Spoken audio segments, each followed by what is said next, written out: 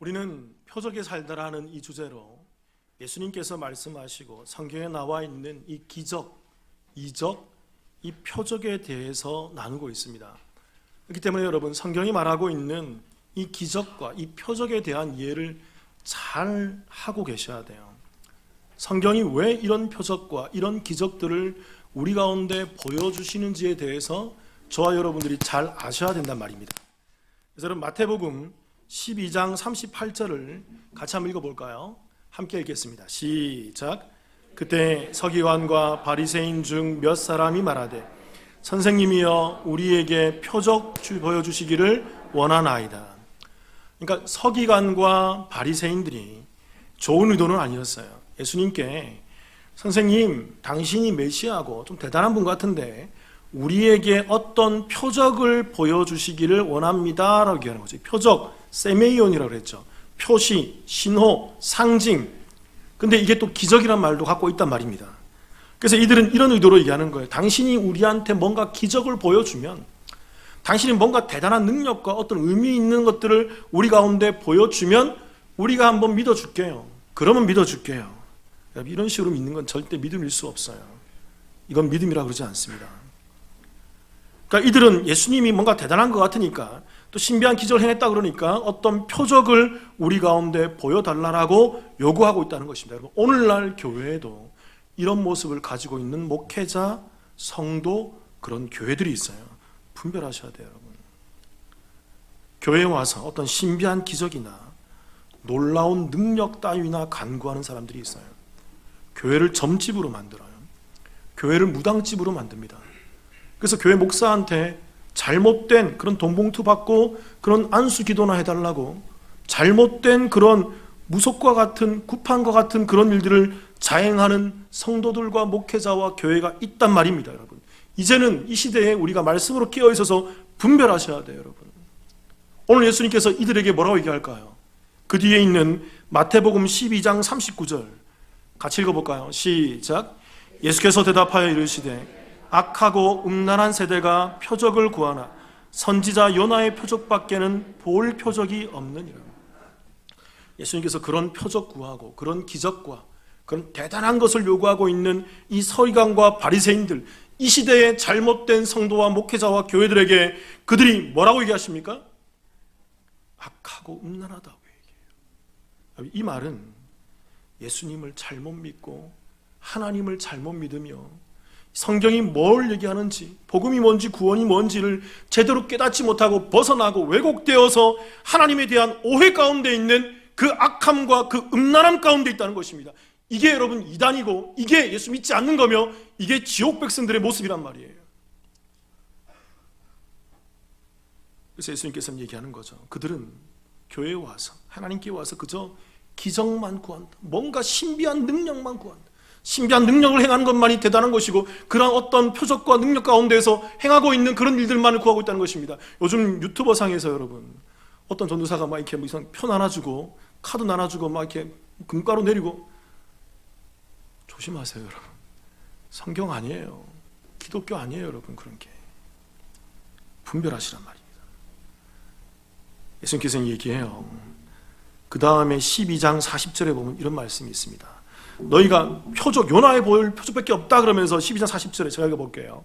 요나가 밤낮 사흘 동안 큰 물고기 뱃속에 있었던 것 같이 인자도 밤낮 사흘 동안 땅 속에 있으리라. 예수님께서 보이는 표적은 누구의 표적밖에 없다고요?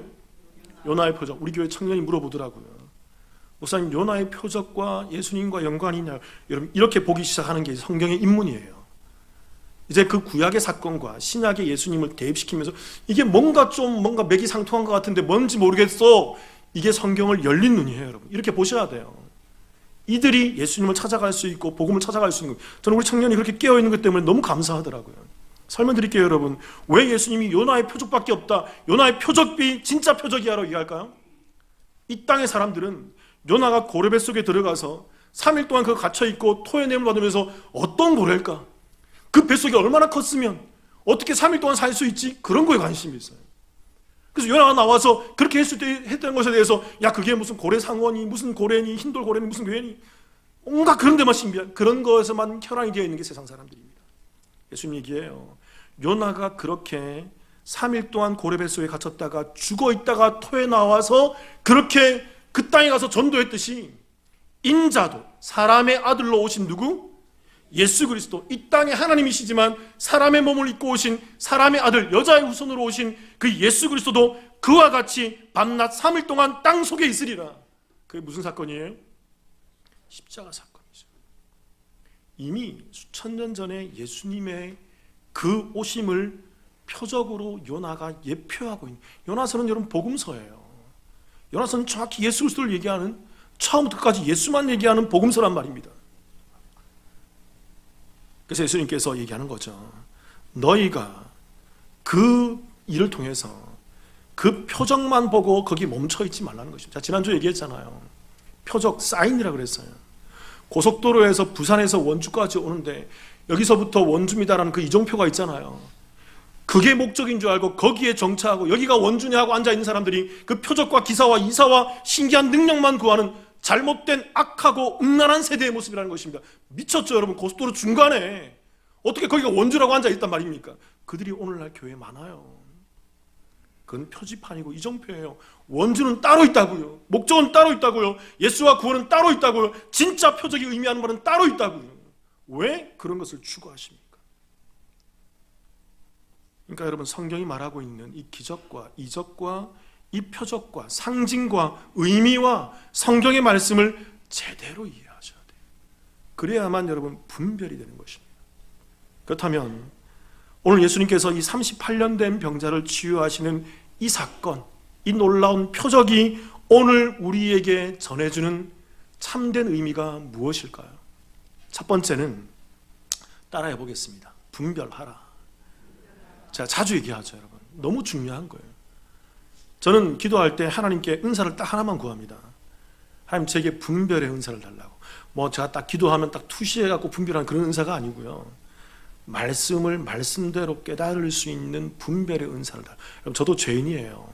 저도 실수한다고요. 근데 말씀을 보아서, 내가 말씀을 반추해 보아서 이 말씀이 깨달아지고 알아서 말씀으로 내가 나를 조명해서 내가 말씀에 순종할 수 있는 그 분별이 있게 해달라고 기도합니다. 그게 분별의 은사예요 여러분. 다른 거 아니에요. 요한복음 5장 2절을 같이 볼까요? 함께 읽어보겠습니다. 2절 시작.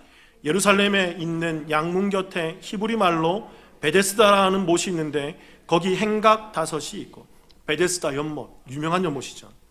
여기는 예루살렘 성전이 있고, 성전 그 끝에 한쪽 보면 양문이라고 그 한쪽 곁에 양이 출입하는 문이 있어요. 이 문은 양이 통과해서 이제 성전에 들어가서 제물이 바쳐지는 양이 들어가는 문이란 말입니다. 그런데 이 양문 앞에 보면 큰 쌍둥이 연못이 있어요. 길이가 50m와 60m 곱하기로 되어 있어서 이 사각형 모양으로 되어 있는 이 두 개, 큰 연못이 두 개가 나릴자 형태, 한자 나릴자 형태로 딱 붙어 있는 그런 연못인 것입니다. 이 연못에 예루살렘들이 1차적으로는 이 연못에 저수지 역할을 해서 이 사람들이 여기서 수자원, 물을 공급받기도 했던 그런 장소이기도 했어요. 그러나 여러분, 더 근본적으로 이 베데스다 연못은 어떤 목적이 있냐면, 아까 양문이라고 그랬잖아요. 양에 누가 출입해? 양문이에요. 누가 출입해요? 양이 출입한단 말입니다. 양이 출입해서 거길 지나서 성전에서 제물로 바쳐진단 말입니다. 그래서 이 양의 문으로 들어가기 전에 이 연못에서 양이 뭐 할까요? 씻는 곳이에요. 제물이 씻겨지는 곳이었단 말입니다. 그래서 이 양문을 통과하고 여기서 씻겨짐을 받고 양문을 통과해서 그 제물이 바쳐지는 그런 과정 가운데 있는 연못이었다는 것입니다. 여러분, 이 베데스다라는 말의 원어의 뜻은 뭐냐면 이게 합성어예요. 베데스다, 이게 베이트 헤세드란 말이에요. 베이트는 집이고 헤세드는 자비 또는 은혜란 말입니다. 합성어에서 무슨 집? 은혜의 집 또는 자비의 집이란 말이에요. 그래서 여러분 절 보세요. 오늘날 많은 교회에서 많은 성도님들이 오해하고 있어요. 이 베데스다라는 이 이름이 가지고 있는 뜻 때문에, 자비의 집, 은혜의 집이라는 것. 그리고 여기에서 오늘 우리가 나누겠지만 38년 된 병자가 여기서 치유받았다라는 이 사건 때문에 많은 사람들과 많은 교회에서 이 이름을 차용해서 사용하고 있더란 말입니다. 자, 인터넷에서 검색해 보니까 이렇게 되어 있더라고요. 베데스다 교회가 있어요. 베데스다 스튜디오가 있어요. 베데스다 복지재단이 있고, 베데스다 병원이 있고, 베데스다 요양원이 있고, 베데스다 호텔이 있고, 베데스다 갤러리가 있더란 말입니다.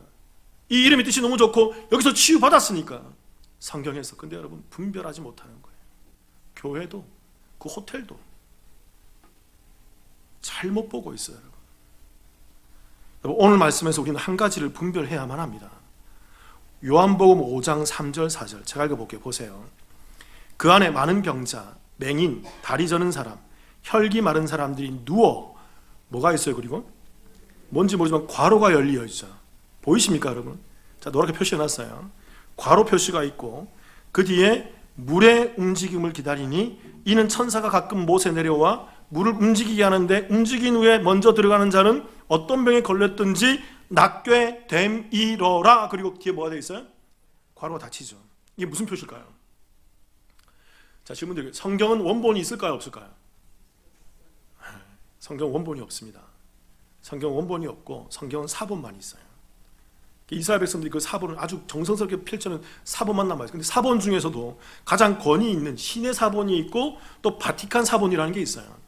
이게 성경에 가장 원류에 가깝다, 원본에 가깝다라고 하는데 그 뒤에 또 이 사본도 있지만 또 뒤에 나타난 또 사본들이 있겠죠. 필사해 놓은, 복사해 놓은 사본들이 있겠죠. 글씨를 옮겨 놓은 그 여러 사본들이 있는데 보니까 다른 여러 사본에 보니까 원래 원본이었던 신의 사본이나 원본이 아니고 원래 제일 오래됐던 신의 사본이나 바티칸 사본에는 이 가로친 부분이 없어요. 아시겠습니까? 근데 후대에 나중에 발견되고 연도가 더 지난 다른 사본에 보니까 이 가로챈 부분이 딱 들어가 있더라는 것입니다. 그래서 여러분 오늘날 우리가 읽는, 여러분과 저가 읽는 이 부분을 이렇게 표기해 놓은 거예요.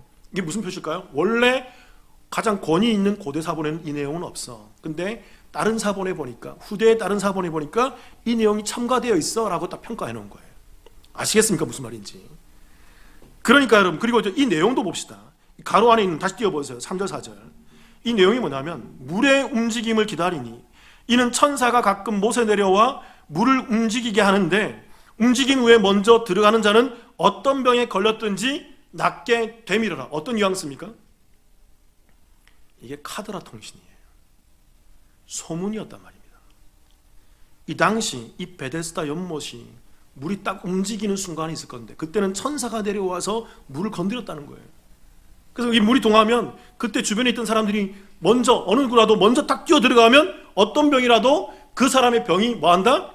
낫게 된다 카더라는 거예요. 여러분, 소문이었다는 것입니다. 실제 여러분 베데스다 연못에서 어떤 병이 치유되었다라는 기록이 없어요. 고대 어떤 사본에도 어디에도 기록에도 베데스다 연못에 들어가서 치유되고 회복되었다는 기록이 없어요.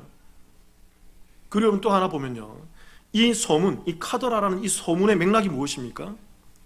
누가 내려와서 물을 건드려? 천사 숭배 사상이 여기 딱 깃들어져 있어요. 우리 기독교와 우리 교회와 우리 개신교가 추구하는 복음과 믿음과 예수 그리스도에 대한 믿음이 없어요. 천사 숭배 사상이 조장하는 그런 소문이 여기 딱 들어가 있다는 것입니다. 쉽게 말하면 신비주의와 그 당시 유대 사회에 있던 미신적인 행위가 여기에 딱 가미되어서 딱 들어가 있더라는 것입니다. 그래서 그 당시에 있던 사람들이 그렇게 알고 믿었다라는 거예요. 그래서 그들이 베데스다 연못 가운데 모여서 그 소문과 미신적 행위에 의해서 자비의 집, 은혜의 집에 모여서 치유받기를 고대하는 거죠. 근데 그 치유도 몇 사람만 치유해줘? 그 한 사람도 어떤 사람이에요? 먼저 뛰어 들어가는 사람. 생각해보세요. 딱 이 대조를 보세요, 여러분. 자비의 집인데, 은혜의 집인데 먼저 들어가는 사람만 치유받아. 이게 무슨 자비입니까? 이게 무슨 은혜냐고요, 여러분. 이걸 어떻게 자비라 얘기할 수 있고 이걸 어떻게 은혜라 얘기할 수 있나요? 여러분 1등만 기억해주고 1등만이 딱 치유받을 수 있는 이런 세상이 얼마나 우리가 경쟁해봐서 알잖아요. 얼마나 이게 피폐하고 얼마나 우리가 힘듭니까, 여러분. 이게 무슨 자비예요? 이게 무슨 은혜냐고요. 근데 사람들은 거기에 빠져서 이곳에서 다른 사람이 낫는 건 중요하지 않아. 나만 나으면 돼, 나만. 그래서 다른 사람이 중증환자든 내 머리 중증 상관없어. 내 질병만 나으면 돼. 내 다리만 나으면 되고 내 팔만 나으면 되고 내 감기만 나으면 돼. 그래서 누가 뛰어 들어가기 전에 내가 먼저 들어가야 되는 것. 이게 무슨 은혜입니까? 이게 무슨 자비입니까? 이게 무슨 베데스다예요. 분별하셔야 됩니다, 여러분. 당시 종교 지도자들이었던 이 유대인들, 사두개인들과 바리새인들과 또 서기관들과 제사장들은 이 양의 문 곁에 있는 연못이 치유의 샘으로 변모되는 것에 대해서 이들은 방치했어요. 이들은 이것을 용인했다고요. 이들은 이것을 그냥 내버려두고 침묵하고 있었다고요.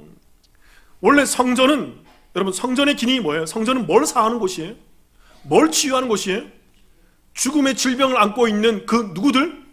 죄인들의 죄를 사하는 곳이 성전이 치유하는 곳이 아니란 말입니다, 여러분.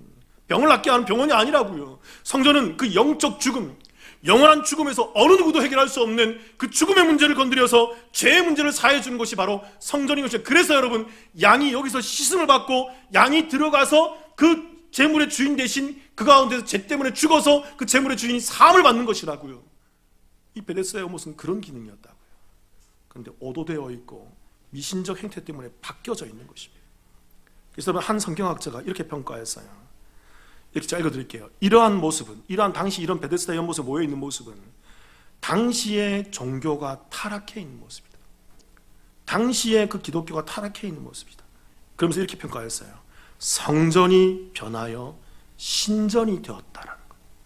다시 한번 더. 성전이 변하여 미신을 섬기는 신전으로 변모했다는 것입니다.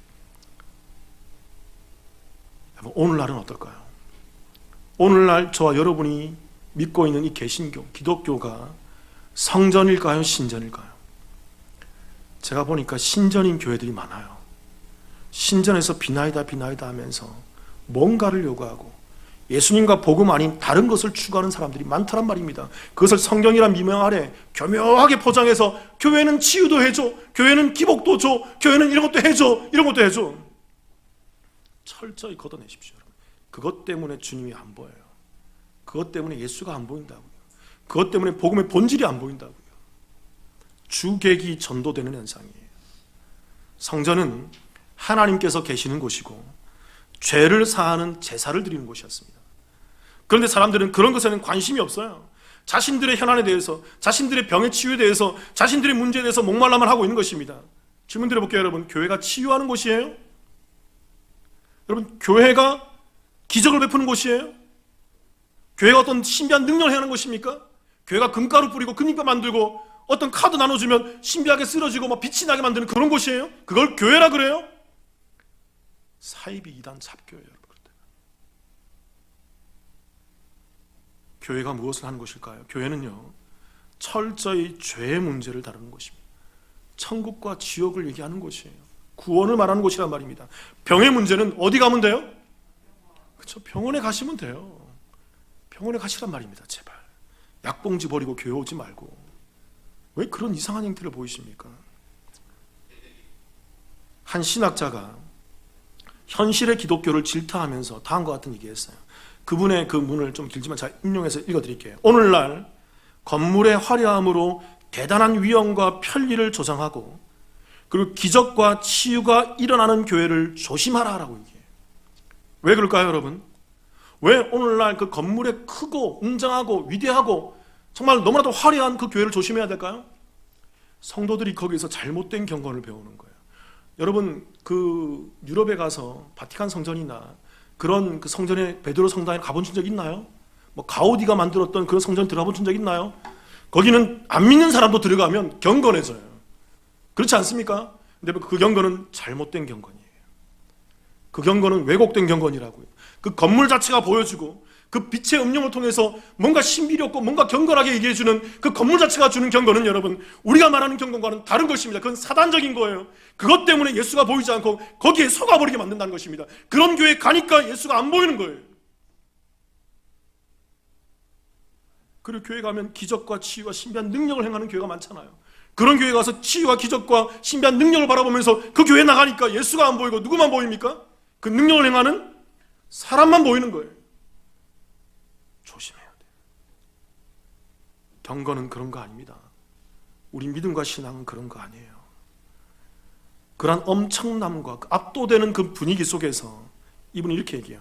거기에는 하나님이 없고 교주와도 같은 사람과 예수님 형상을 닮은 건물밖에 없다라고 얘기해요. 근데 거기는 지옥이다라고 평가합니다. 분별해야 합니다.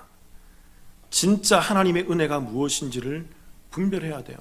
성전의 화려함과 대단한 능력에 빠져서 거기에 빠져 있는 상태에서 나와야만 하는 것입니다. 여러분, 이것을 향해서 거기에 빠져 있고 그런 것을 향해서 뭐라고 얘기하냐면 이게 종교놀이라 그러고 이걸 영적으로 타락했다라고 얘기하는 거예요.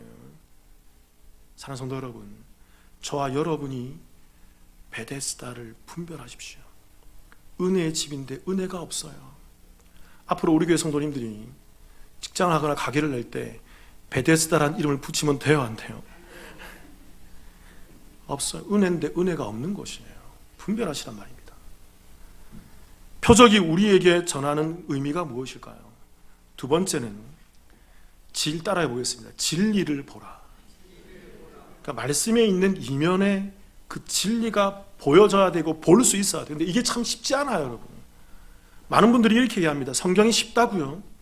저는 그렇지 않더라고요, 여러분. 저는 성경을 공부하는데도 할 때마다 너무 어려워요. 어젯밤에도 너무 고심했어요, 여러분. 오늘 새벽에도 나와서 너무 고심했어요. 이 말씀 전해주기 위해서. 말씀 한번 읽어볼게요, 여러분. 요한복음 5장 8절 10절입니다. 자, 읽어볼게요. 예수께서 이르시되 일어나 내 자리를 들고 걸어가라 하시니 그 사람이 곧 나가서 자리를 들고 걸어가니라. 이 날은 무슨 날이니? 안식일이니. 10절 같이 읽겠습니다. 시작. 유대인들이 병 나은 사람에게 이르되 안식일인데 내가 자리를 들고 가는 것이 옳지 않다 하니라.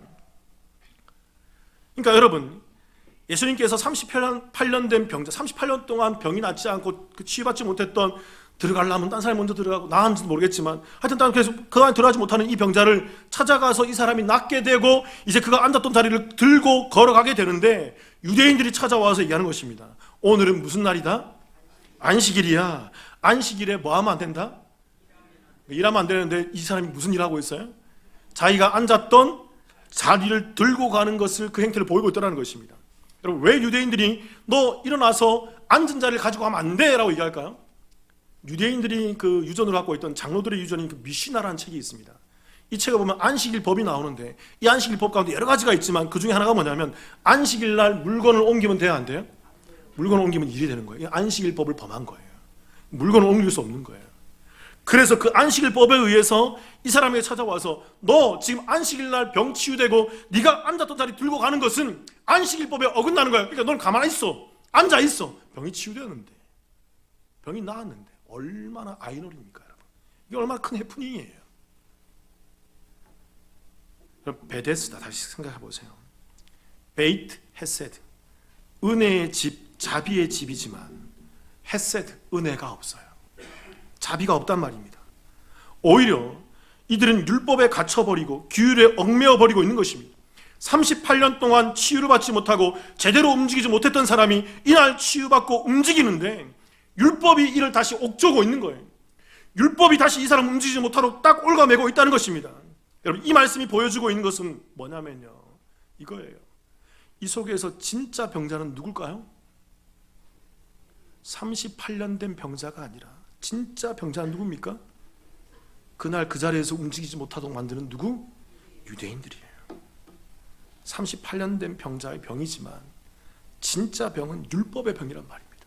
성경을 잘못 보고 진리를 보지 못하고 성경에 있는 말씀을 오도하고 규율 속에 얽매여서 다 지키지도 못하는 그 율법에 얽매여서 자기 다 지키지 못하면서 거기에서 남만 지적하고 앉아있는 그 율법의 병, 이 진짜 병자는 유대인들이었단 말입니다. 이들이 병들어 있는 거예요. 그래서 여러분, 이들이 무슨 짓을 합니까?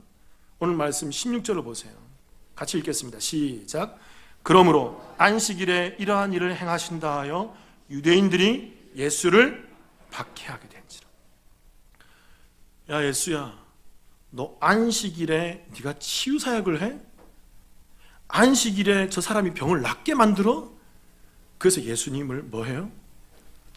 박해하고 있어요. 여러분, 이 유대인과 이 38년 된 병자를 잘 비교해 보시고요, 그 이 유대인들과 예수님을 잘 대조해 보세요. 대조를 보셔야 돼요. 성경에서 이런 거 보셔야 돼요. 이러한 모습 가운데서 예수님께서는 이 38년 된 병자를 치유하면서 오늘 본문 말씀의 핵심이기도 한 매우 의미심장한 한마디를 하십니다. 5장 14절 제가 읽어볼게요. 여러분, 어떤 말 하실까 보세요.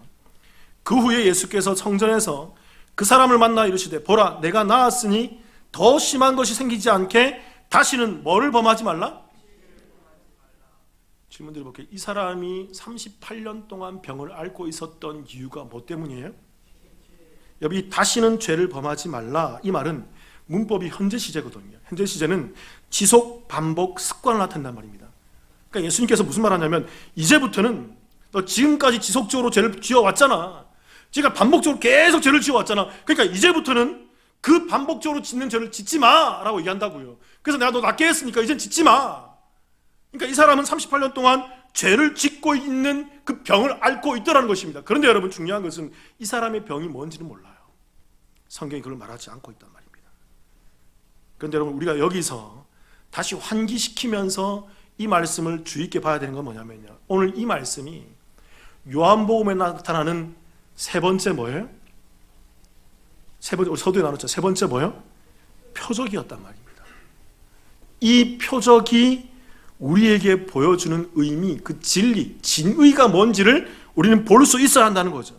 38년 된 병자가 치유되는 이 표적을 통해서 오늘 성경이, 오늘 예수님이 우리에게 이 진짜 병들어 있는 유대인들과 38년 된 병자를 통해서 우리에게 설명해 주고 있는 진짜 병과 진짜 치유에 목적하는 바가 있다는 것입니다. 그걸 볼 수 있어야 돼요.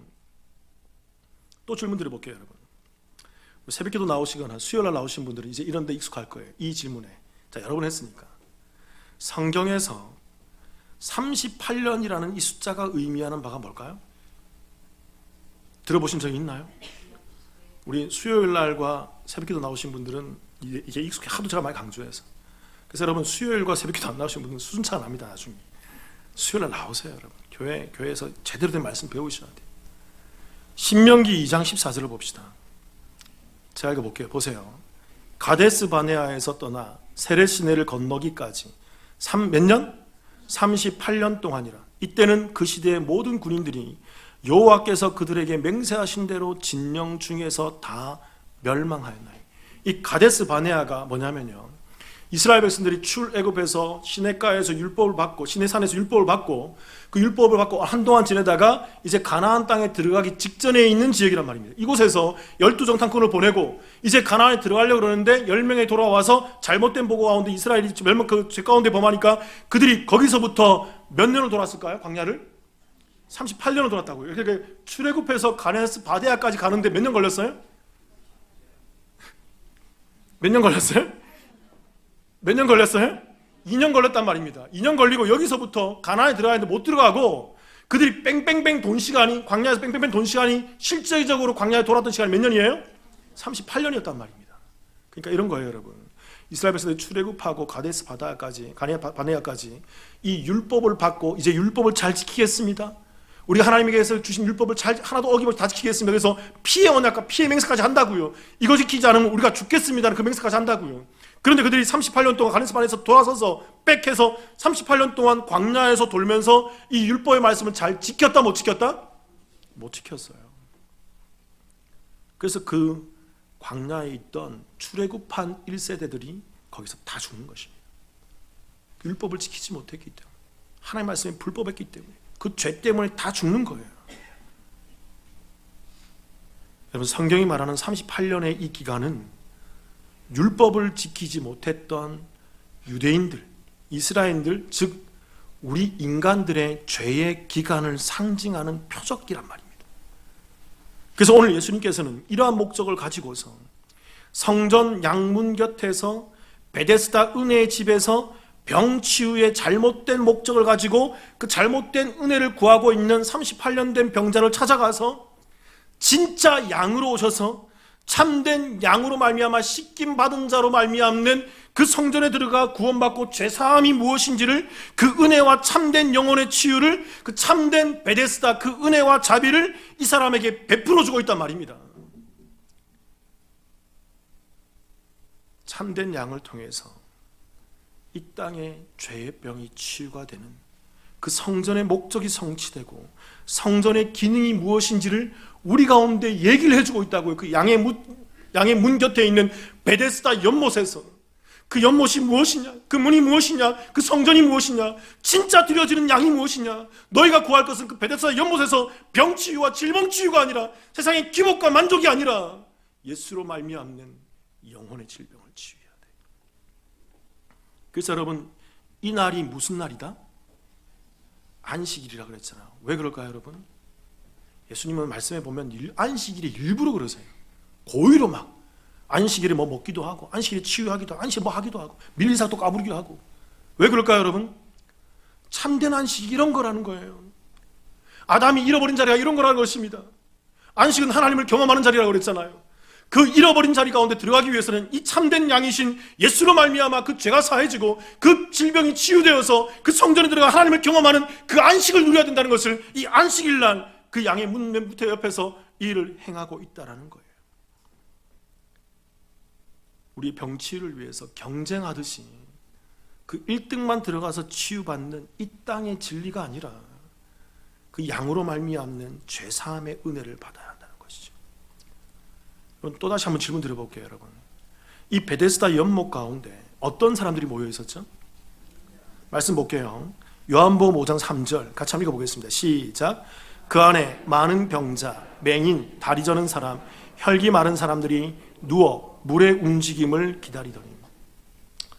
그러니까 이 안에 어떤 사람들이 있었어요? 많은 병자가 있었고, 맹인과 다리 저는 사람, 혈기 많은 사람, 여기 38년 된 병자 포함해서 여러 질병을 안고 있었던 사람들이 매우 많았을 거란 말이에요. 치유의 셈이라 그러니까, 치유의 못이라 그러니까. 카더라 통신 가운데서 이들이 미신적인 가운데 많이 모여도 오늘날 점집을 찾아가는 그분들처럼요, 많이들 찾아서 많이 모이는 거예요. 근데 여러분 잘 보세요. 예수님이 사랑이 많다면서요. 예수님이 자비의 예수님이라면서요. 예수님이 긍휼의 예수님이라면서요. 오늘 이 자리에 찾아가서 예수님은 거기에서 가난하고 헐벗고 정말 힘들고 죽어가는 그 영혼들, 그 수많은 사람들을 어떻게 해줘야 돼요? 다른 곳에 보면 많은 사람 병자 치유해주고 다 치유해주는 데도 많은데 여기 가서도 어떻게 해야 돼요? 예수님? 사랑 많으신 예수님께서, 그 긍휼 많으신 예수님께서, 그 자비 많은 예수님께서, 그 은혜가 풍성하시고 정말 착하시고 정말 도덕적이신 예수님께서 이곳에 가서 거기 있는 사람들 다 어떻게 해줘야 돼요? 딱 한 사람만 치유해주고 나와요. 세상의 시각으로 보면 이게 얼마나 옹졸한 예수님입니까? 얼마나 매정한 예수님이에요? 예수님이 어떻게 이럴 수 있어요? 이 자리에 모인 사람들이 어떤 사람들인데 그들의 가난함과 헐벗음과 그들의 어려움을 왜 외면하신단 말입니까? 여러분, 예수님께서 어찌 이럴 수 있단 말입니까? 표적이에요.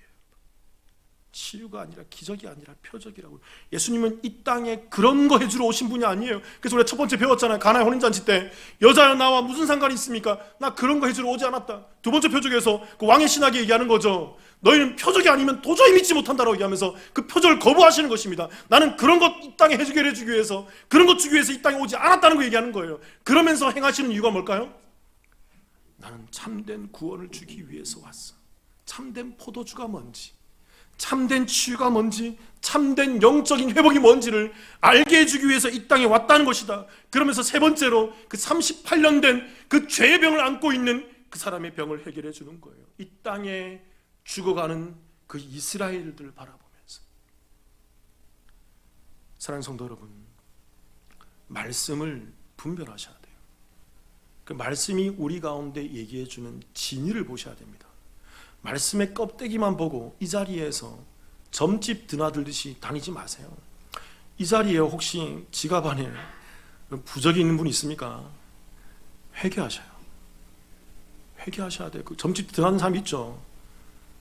제가 정말 분노하면서 그분께 도전드립니다. 경고합니다. 사단 앞에 엎드리지 마세요.